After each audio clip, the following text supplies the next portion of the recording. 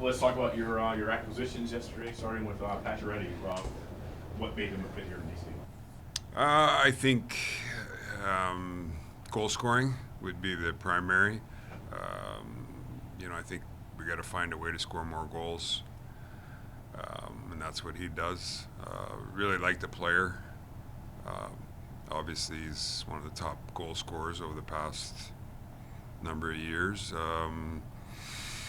Good player. I don't think beyond the injury, I think he's still probably better than what he was in those later years. So we're excited to get him healthy and in our lineup. I don't recall a time when you guys signed a player who was still recovering from something major. Do you bring him in? Do you send your medical staff to see him? Due diligence? Yeah. We talked to the doctors. Okay. Yeah, our guys, Service and Dr. K talked to the doctor that did the surgery. We got background on the history of what went on over the past little bit with his injury. So we got to a comfort level on, there's still some risk, but the comfort level on, we think it could probably work out. But when do you think, he said not the start of the season, when do you think he... We're not going to put a timeline on it. I mean, he came back early last time, it felt like, or it sounds like. So, we'll play it out, see how he's doing, and make a decision based on that. He's a power play guy too, right? Yes, yeah.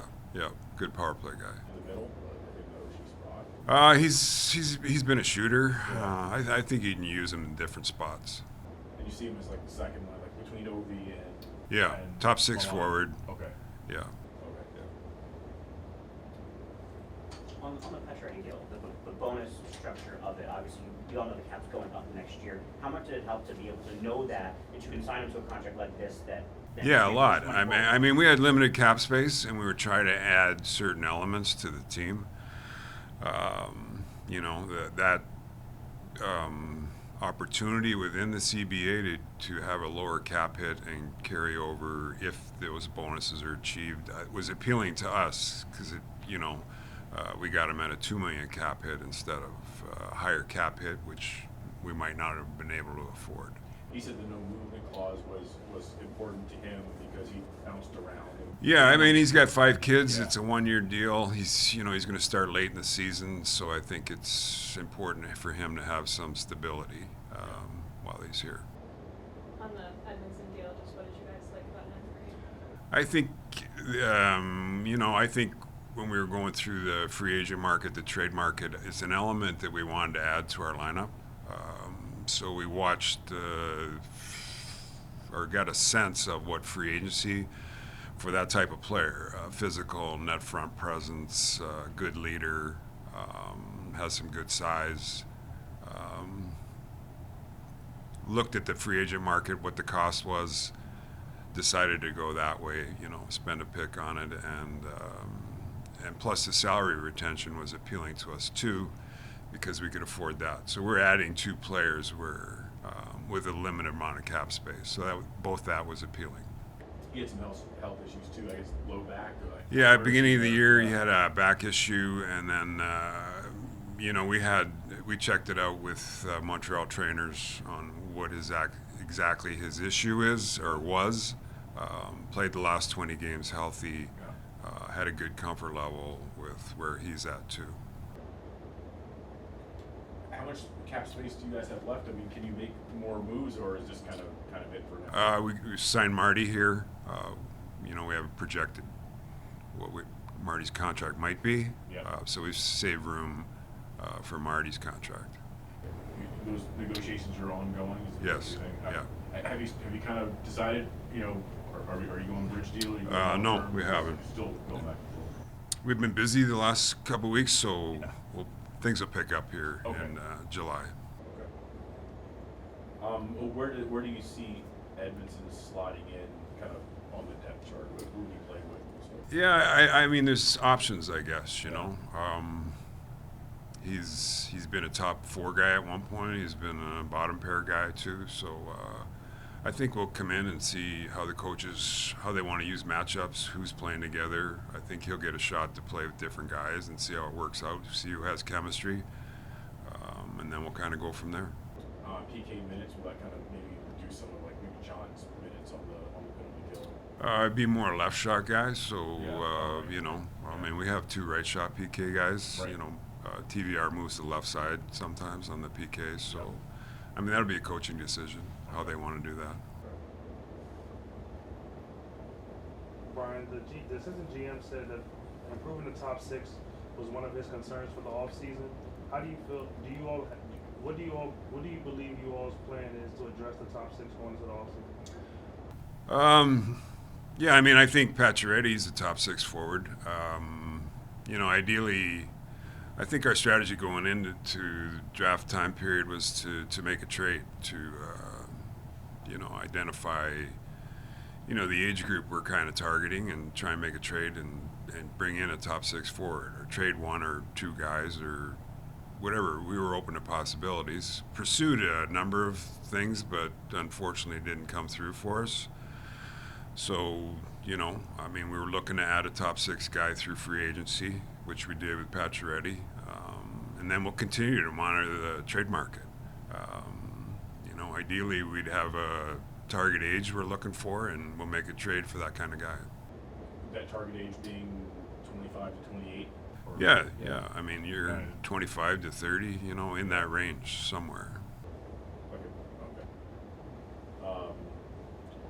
The guys who are next up for you, like Michael, Malmsteen, Protus, do you feel like those are three players that could make your roster? Yeah, I do. Yeah, I think they all had a good playoff. They're all getting better. Yeah. All going to add different elements to our lineup. I would more than likely pencil them in for next year.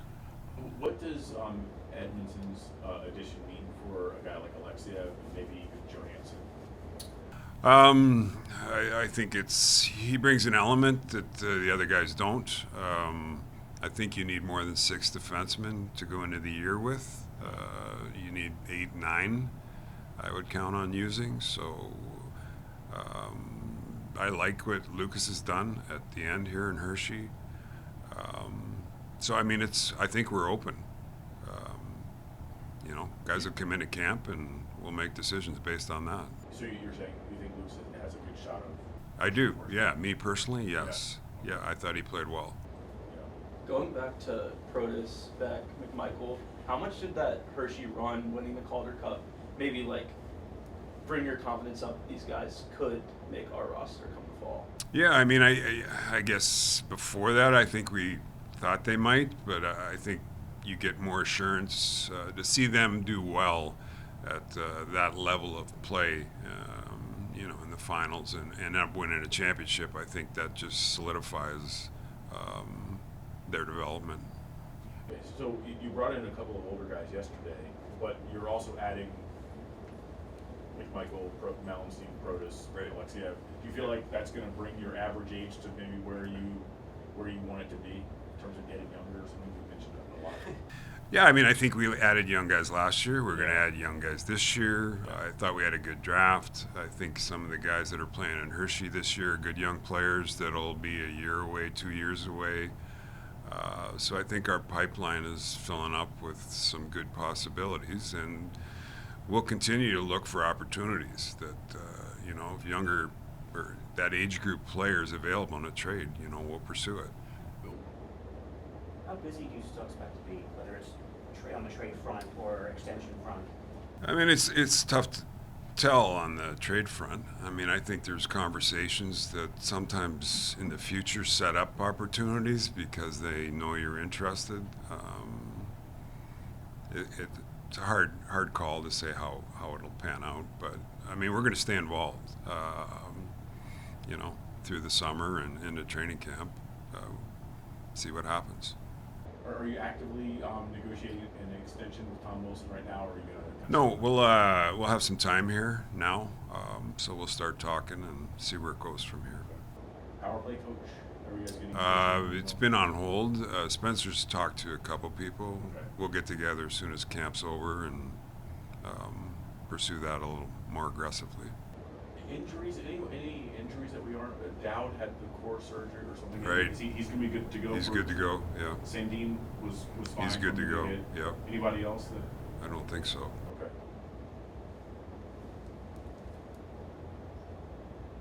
So I guess what you're saying with regard to trades, that I need to keep my phone with me at the beach now, just in case. You go to the beach? I might. No, I mean we're gonna. I think we've had an aggressive approach at the draft, and nothing's panned out, and we'll continue to have the conversations going forward. I'm assuming you get to mid-July and things will quiet down, and then back in training camp things might pick up again. I think that would be the timing of it. Yeah. So you can go to the beach in August. Tark.